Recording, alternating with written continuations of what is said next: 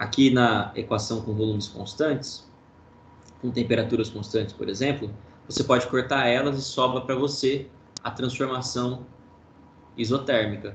A transformação isotérmica, ela diz que a pressão vezes o volume do gás no estado inicial é inversamente proporcional à pressão vezes o volume do gás no seu segundo estado.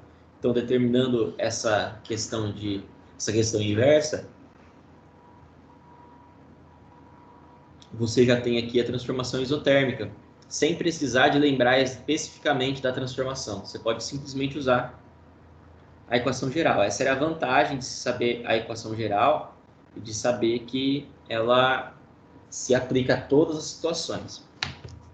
Hoje a gente vai mudar um pouco essa situação, porque até aqui nós tínhamos uma quantidade fixa de gás, né? Nosso gás aqui no caso, ele tinha a quantidade dele em matéria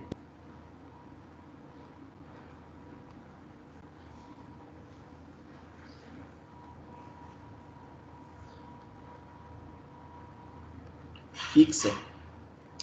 E não é todo caso que vai acontecer isso. Nós temos aí situações onde esses valores vão ser variáveis. E onde que isso vai acontecer? Isso vai acontecer principalmente quando isso acontecer, na verdade, né, nós vamos utilizar a lei de Clapeyron para resolver o exercício.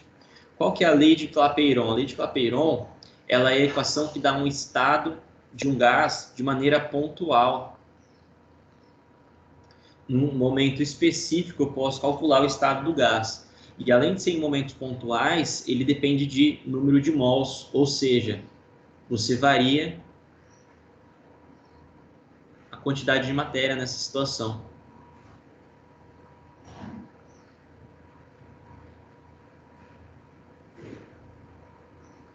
O que a lei de Clapeyron fala para a gente? Ela fala que a relação entre o produto da pressão pelo volume de um gás é igual ao seu número de mols vezes a sua constante. Essa aqui é a constante universal dos gases, a constante de Avogadro, tem vários nomes para ela.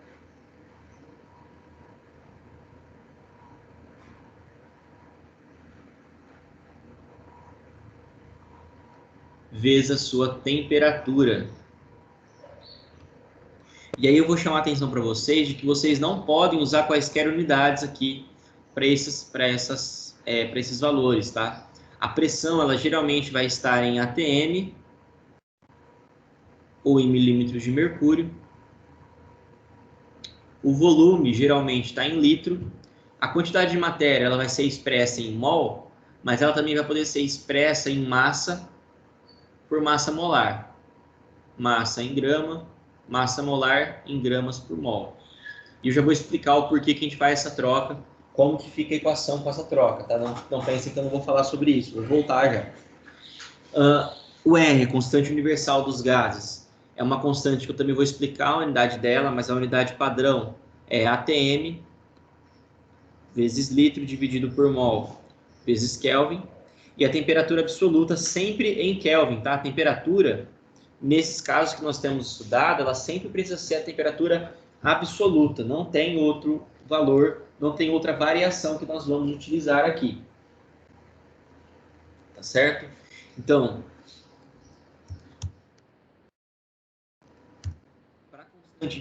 para a constante universal, por que a unidade que eu dei é aquela? Porque, na verdade, você tem que utilizar a fórmula para chegar na sua constante, tá? A pressão de um gás, eu dou, por exemplo, em atm. Seu volume geralmente vai ser em litros. Isso vai ser igual ao número de mols, R, que eu não sei a unidade,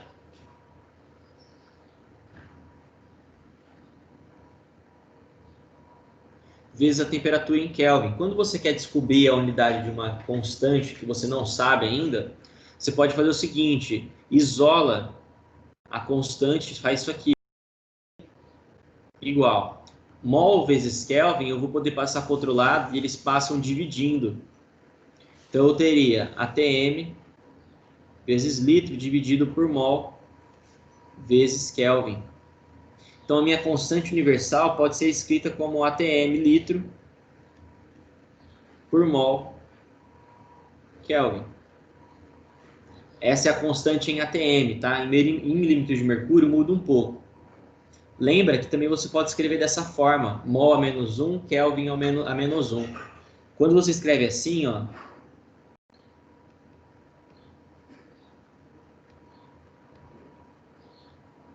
você pode ler isso daqui como tudo que é elevado a menos 1, mol a menos 1 é a mesma coisa que 1 dividido por mol. Ou seja, o mol está dividindo, Kelvin está dividindo. Tá?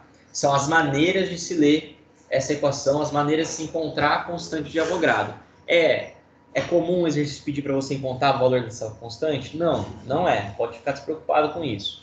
É só interessante que você saiba de onde ela vem, de onde que vem essa unidade dela. Às vezes, em alguns casos, os exercícios envolvendo essa equação podem te pedir a massa de gás. Quando acontecer isso, você precisa fazer uma troca. Você vai trocar o N por massa sobre massa molar. Lembra que N é o número de mol. Como que eu calculo o número de mol de uma substância? Por exemplo, o sódio, de número atômico 11 e massa 23.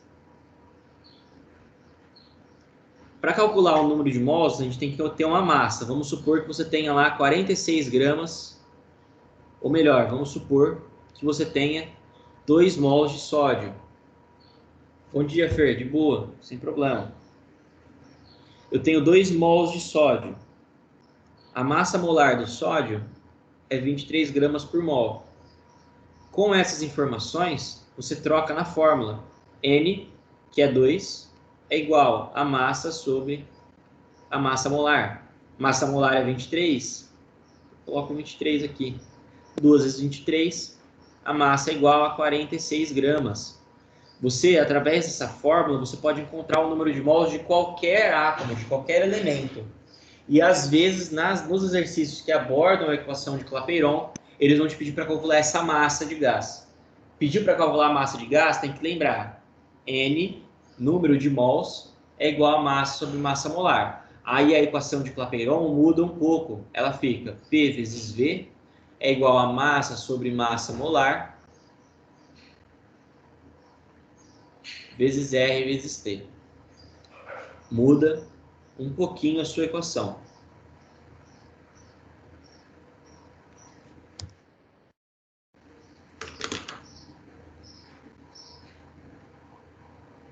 Então, para a equação de Clapeyron, que a gente vai abordar isso nesse conteúdo hoje, é apenas isso.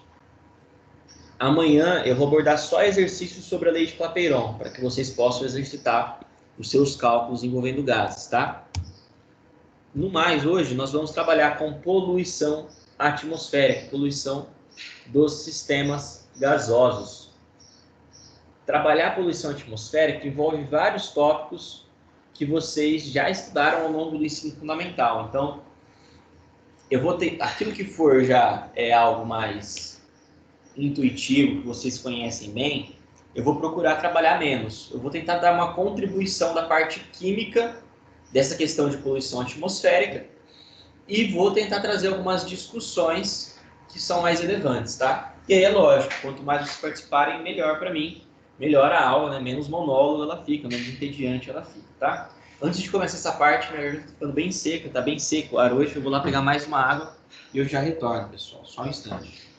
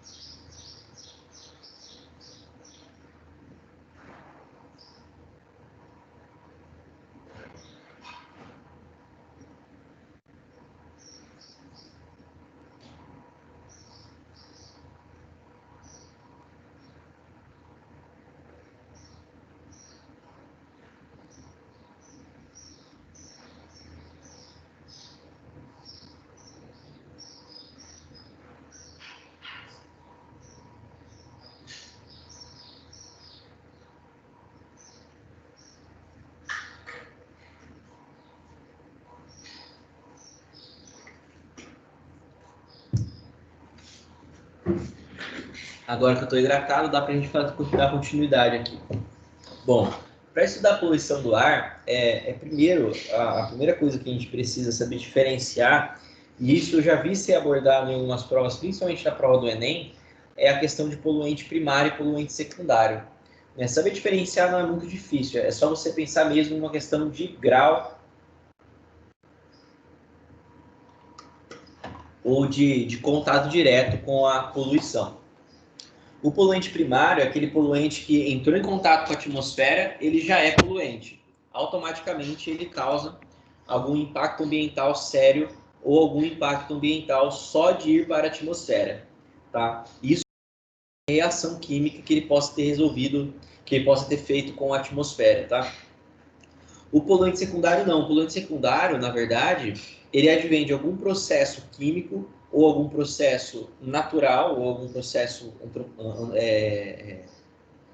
antrópogo, não é antrópogo, algum processo derivado do ser humano, e através desse processo é liberada alguma substância que vai reagir com a atmosfera. As substâncias que reagem com a atmosfera e depois disso elas causam impacto através dessa reatividade, esses são poluentes secundários. Quais são os exemplos?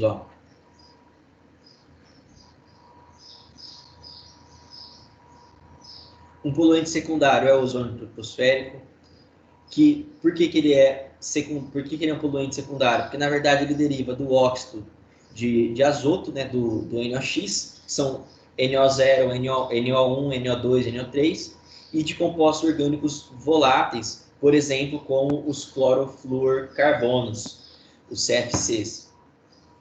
O ozônio, na verdade, não é um poluente secundário. O ozônio sofre com poluentes secundários quando ele reage, quando ele encontra com essas substâncias que reagem com ele e degradam a nossa camada, né? Vocês já devem saber dos problemas com a camada de ozônio, eu vou abordar ele também hoje, e aí a gente vai dar continuidade com outros problemas ambientais também. Caso você queira dar uma lida sobre poluentes primários e secundários, eu deixei no PowerPoint a fonte que eu utilizei. A apostila de vocês traz uma fonte traz uma definição muito extensa com os tipos atômicos específicos que são poluentes primários e secundários. Eu acho que isso não é tão relevante, porque lembrar de todos esses poluentes é quase impossível. O ideal é que vocês saibam diferenciar essas duas coisas, saibam tratar essas duas coisas de maneiras diferentes para poder dar continuidade aí para o seu conteúdo, né, ou simplesmente fazer um exercício desse conteúdo. Um dos primeiros tópicos que são relevantes na poluição atmosférica é a questão do aquecimento global. Para entender aquecimento global, você tem que entender duas coisas diferentes. A primeira, o que é o aquecimento global, que na verdade é o aumento significativo da temperatura média da Terra. E, no caso, quando eu falo sobre aquecimento global, a minha crítica é sobre o período relativamente curto desse aquecimento, tá? Eu já vou explicar o porquê que isso aqui tem que ser considerado também. E uma outra coisa que a gente tem que diferenciar é o efeito estufa, que é um fenômeno natural que ocorre na camada gasosa, né, da Terra, e que mantém uma temperatura média constante. Por que é importante diferenciar os dois? Porque às vezes as críticas ou as tentativas de se desmerecer o aquecimento global se ligam às questões do efeito estufa. Aquecimento global e efeito estufa, eles estão correlacionados.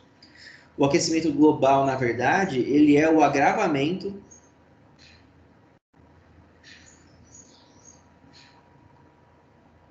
do efeito estufa. O efeito estufa fica intensificado e aí a temperatura aumenta. O que é o efeito estufa, especificamente falando? Olha só, é só você ir muito pela etimologia da palavra. O que significa estufa? Ou melhor, nem precisa ir pela etimologia. Pensa o que é uma estufa. A estufa é geralmente um local que mantém as condições de vida para que uma planta cresça, por exemplo, para que as plantas tenham um ambiente legal de crescimento, de umidade, de calor e assim por diante. O efeito estufa para a gente é a mesma coisa. Você imagina que a Terra ela é envolta por uma película gasosa, e essa película gasosa permite que algumas radiações que vêm do Sol, né, algumas radiações eletromagnéticas que derivam do Sol, atravessem a nossa estratosfera, né, essa camada gasosa. Ela deixa essas partículas passarem, essa energia passar, e ela retém uma parte desse calor. Quando ela retém parte desse calor, ela aquece a Terra e mantém a nossa temperatura com baixas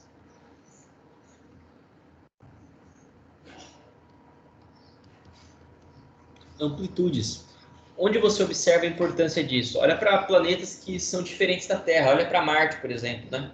Vou pegar agora o dado, na outra aula não tinha pegado e eu acho que vale a pena colocar certinho para vocês. Se você procurar a amplitude térmica de Marte,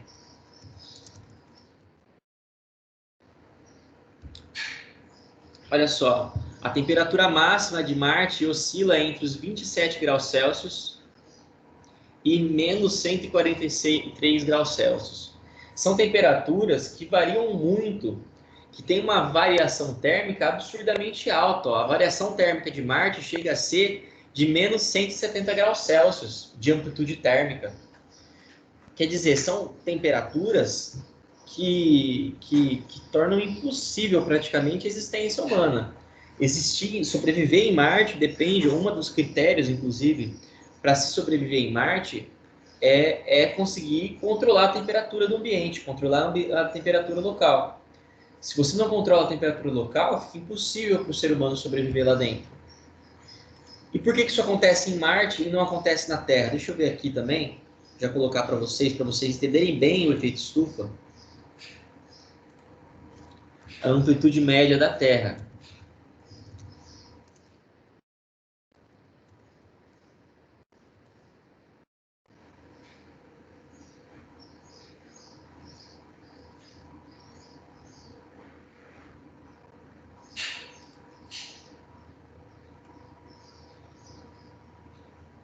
Cadê?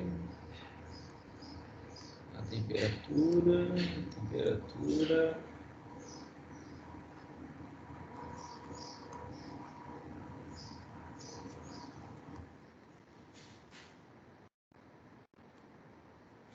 Nossa temperatura ela varia dos menos 60 até os 45 graus Celsius. Só que a temperatura média da Terra ela é em torno de 40 graus Celsius, uma temperatura bastante agradável para a sobrevivência do ser humano. Isso só acontece por causa do efeito estufa, por causa dessa estufa que nós temos, que é provocada pela camada de gases que a Terra tem. Então, em alguns momentos, né, acho que na turma de vocês também eu nunca encontrei nenhum negacionista, no passado tinha alguns das outras turmas, mas uma das coisas que muitas vezes o negacionista vai falar é que o efeito estufa não existe, ou que o aquecimento global não existe. Existem pessoas, por exemplo, o professor Aislan, salvo engano, ele diz que ele acredita que, na verdade, o aquecimento global é algo natural e que a gente só está acelerando ele, assim como, na verdade, é defendido por muitos cientistas. Eu também acredito nessa parte. O professor Aislan, que é de geografia, tem muito mais, acredito, né, muito mais competência para falar sobre aquecimento global do que eu, inclusive. Então, percebam, negar o aquecimento global, negar o efeito estufa é um grande erro. Negar o aquecimento global é algo que também se vê como um negacionismo da ciência mesmo. São pessoas que negam as ciências. Uma das leituras que eu deixo recomendadas para vocês aqui é um artigo, está em inglês, mas vocês podem traduzir ele com facilidade, chama The Scientific Consensus on Climate Change, que é uma cientista norte-americana muito incomodada com as afirmações que a imprensa e os políticos faziam de que os cientistas não tinham consenso sobre a existência do aquecimento global. E aí ela faz uma revisão bem extensa, dos artigos sobre aquecimento global, e ela percebe que existe um consenso de quase 99% dos cientistas sobre essa existência. A diferença é que você tem alguns artigos apontando numa direção contrária E boa parte desses artigos são feitos ou por cientistas que são apoiados, são financiados por políticos, ou por empresas que são apoiadas ou que têm interesse ali em manter a produção, a queima de gás carbônico, ou, por exemplo, continuar com a queima de petróleo sem precisar diminuir essa produção.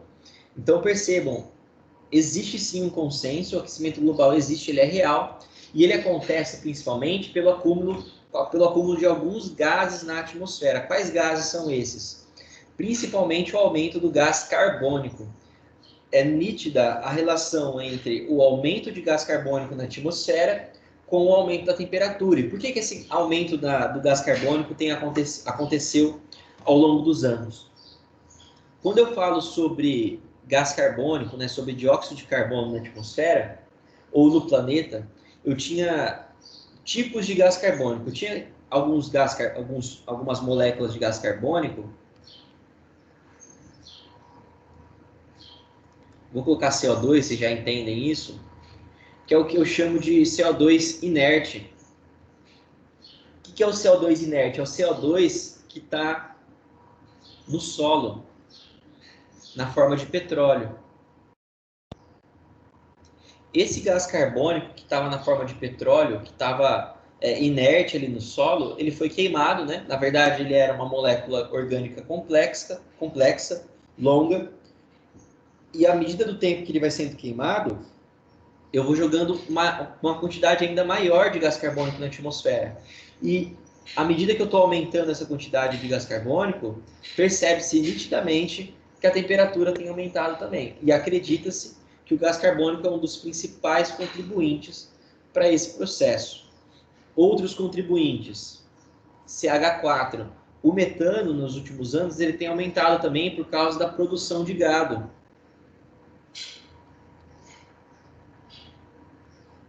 O gado, a vaca, na verdade, como animal ruminante, ela libera grandes quantidades de metano nos gases dela, literalmente nos gases dela, tá? Através dos puns e através dos arrotos. E esse aumento de CH4, ele também aumenta a temperatura terrestre. A temperatura aumenta muito por causa dessa concentração de gás metano.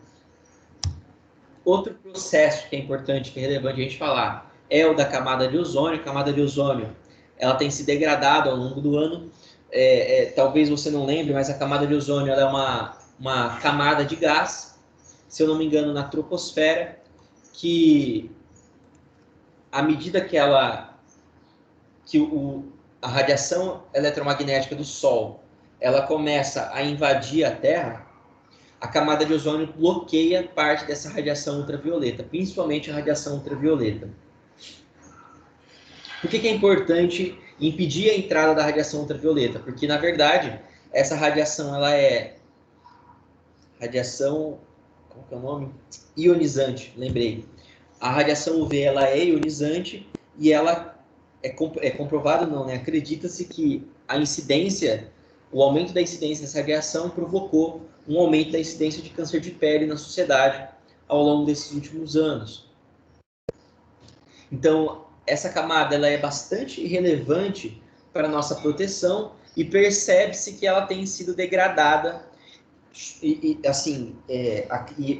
o consenso científico é que ela é degradada através do CFC, dos clorofluorcarbonetos, tá? Esses caras são haletos orgânicos que nós vimos no outro conteúdo.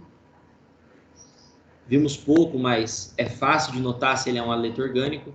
Basta você observar se ele tem um cloro, um flúor, um bromo no meio da molécula. E esses clorofluorcarbonos, eles têm um grande problema que eles produzem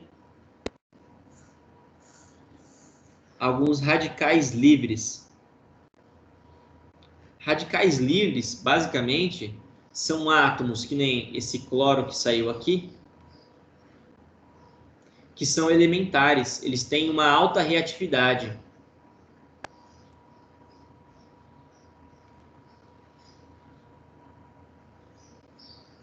E esse cloro elementar, esse radical livre de cloro, quando ele encontra o O3 da atmosfera, que é, no caso, o nosso querido ozônio, ele reage com o ozônio e degrada ele em oxigênio. O ozônio, infelizmente, é uma molécula bastante sensível.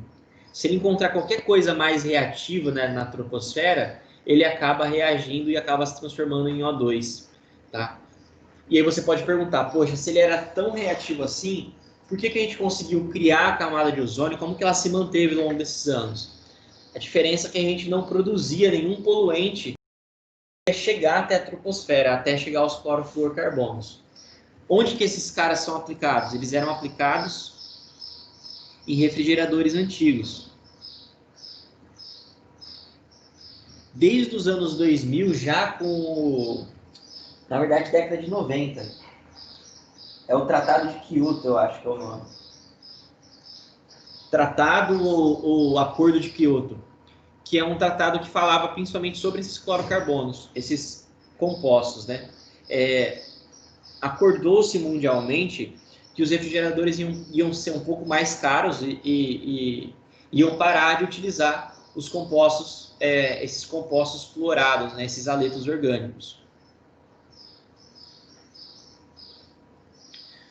O problema é que as empresas fizeram isso, pararam de usar, mas não coletaram os congeladores ou os refrigeradores antigos. E aí o descarte desses refrigeradores fez com que a camada continuasse sendo degradada e hoje nós temos ainda uma concentração muito alta de clorofluorcarbono na troposfera. Se você observar, de 2014 até 2019, esse buraco, né, o buraco da camada de ozônio, ele continua aumentando. Aqui eu trago uma imagem daquela fonte que eu mostrei para vocês, né, se vocês observarem, bem no meio aqui da camada do buraco tem Araçatuba, tá? É uma brincadeira, mas meio que real. Araçatuba recebe uma grande quantidade de raios ultravioleta, todo ano isso é comum, e justamente porque, na verdade, a camada de ozônio ela não é degradada num ponto específico que nem essa imagem está mostrando. Não sei se vocês percebem, mas o buraco na camada de ozônio é justamente a imagem é azul. Qualquer região um pouquinho mais azulada, que nem a que vocês conseguem ver, eu acredito, dentro da imagem, também são pequenos buracos que estão se formando dentro da camada de ozônio. E Araçatuba se encontra, inclusive, né, existe já dados estatísticos de Araçatuba recebe uma grande quantidade de raio ultravioleta anual, porque existem buracos da camada de ozônio acima da nossa troposfera aqui também. Então, camada de ozônio, e é uma coisa que, infelizmente, a gente não tem um conserto ainda, nós não sabemos como recuperar a camada de ozônio. Então, é importante que continue, né, que nós continuemos batalhando contra esses CFCs, descartando geladeira antiga em locais apropriados, evitando aí que mais CFC chegue na troposfera. Além disso, nós temos as chuvas ácidas, que vocês já conhecem. Uma coisa que é relevante dizer é que a água da chuva ela é naturalmente ácida, tá? Só porque a gente fala da chuva ácida, não significa que a água naturalmente já não tem um pH baixo. Ela já tem um pH ácido, mas é um pH de uma acidez baixa.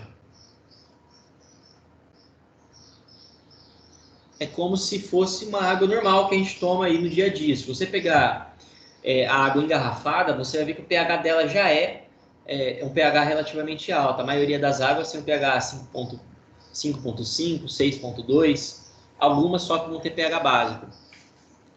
O problema não é a água da chuva ser ácida, o problema é que essa acidez tem se intensificado ao longo dos anos, principalmente por causa desses compostos aqui.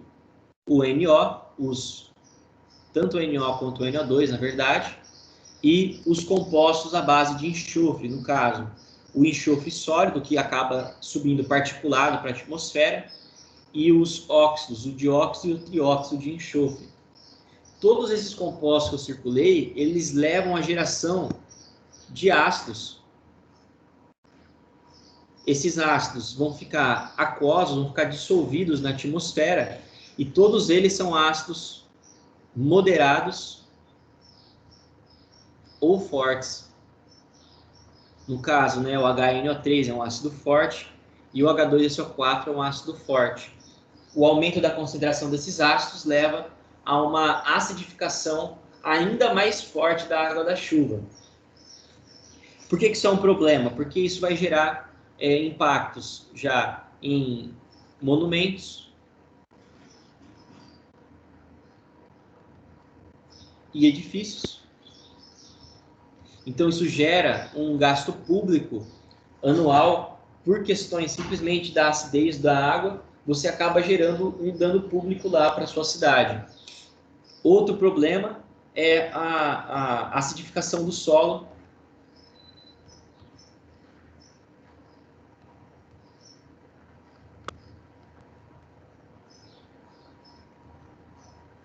E de algumas florestas também. Quando você acidifica, meu Deus do céu, que palavra difícil, um solo, quando você torna um ambiente muito ácido para uma planta, ela acaba sendo prejudicada, ela acaba, na verdade, ela acaba ficando com as flores mais amareladas e isso prejudica o processo de fotossíntese dessas plantas.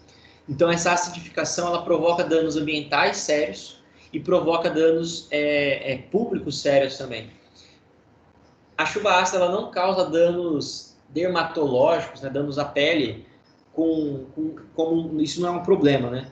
A acidez dela é alta, mas nada que vai te prejudicar diretamente, uma coisa muito rápida, né? Não é uma degradação rápida, cuidado, tá? Não é o ácido lá do Pernalonga, não é o ácido lá do Looney Tunes que joga na mesa e já derreteu tudo. É um ácido que vai agindo a longo prazo, né? Geralmente, se um local apresenta chuva ácida, essa chuva ela é constantemente ácida, sempre vai ter uma acidez elevada, isso vai causar danos a longo prazo, não a curto prazo, tá? E por fim, mas não menos importante, nós temos a inversão térmica, é algo que os paulistanos sofrem bastante. Nós temos que entender que existe um fluxo natural do calor, do calor atmosférico, lembrando que a relação é que ar quente tem baixa densidade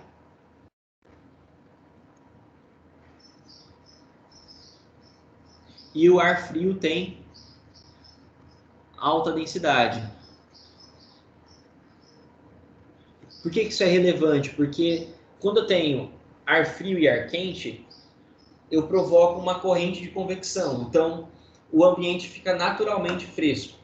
O ar quente vai subindo, o ar frio vai descendo, e você vai criando como se fosse mesmo uma roda, um ciclo, onde o ar quente vai sendo resfriado, desce de novo, o ar frio que desceu, ele vai ser esquentado, então ele vai voltar a subir, e você cria essa corrente. Quando acontece a inversão térmica, a camada de ar frio ela vai ficar pesada e ela vai ficar presa por causa dos poluentes, tá? Quando esse processo acontece, o ar quente fica encapsulado entre duas camadas de ar frio. E aí os poluentes param de rodar junto com o ar e, consequentemente, você cria um processo de amplitude térmica elevada. Então, São Paulo, por exemplo, você acorda com São Paulo numa temperatura razoavelmente agradável, geralmente, né? Uma temperatura bem tranquila. Às vezes à tarde começa a fazer calor e de repente, algo muito abrupto, a temperatura cai. E a temperatura cai assim, de ficar frio mesmo, de você ter precisado sair com uma blusa dentro da mochila, dentro da bolsa, para poder se agasalhar de tão gelado que fica. E às vezes isso acontece inclusive com precipitação. Do nada forma, bem abrupto mesmo, formam nuvens muito pesadas, muito acumuladas, e acontece a precipitação junto com a queda da temperatura. Justamente porque existe um choque entre uma camada de ar muito quente e uma camada de ar muito fria. E aí você precipita, você forma ali a precipitação da água. E aí o problema geralmente é que a inversão térmica, por acontecer com a poluição, por causa da poluição, na verdade, ela acumula também com chuva ácida e acaba provocando sempre um ciclo de Inversão térmica, chuva ácida. Inversão térmica, chuva ácida, isso prejudica o ambiente, prejudica principalmente o solo, acidifica muito o solo ali e prejudica o desenvolvimento de muitos organismos vivos, tá? No mais de poluição ambiental, nós finalizamos aqui, tá bem? Acho que eu me estendi um pouquinho, eu queria ter acabado um pouquinho antes, mas finalizamos aí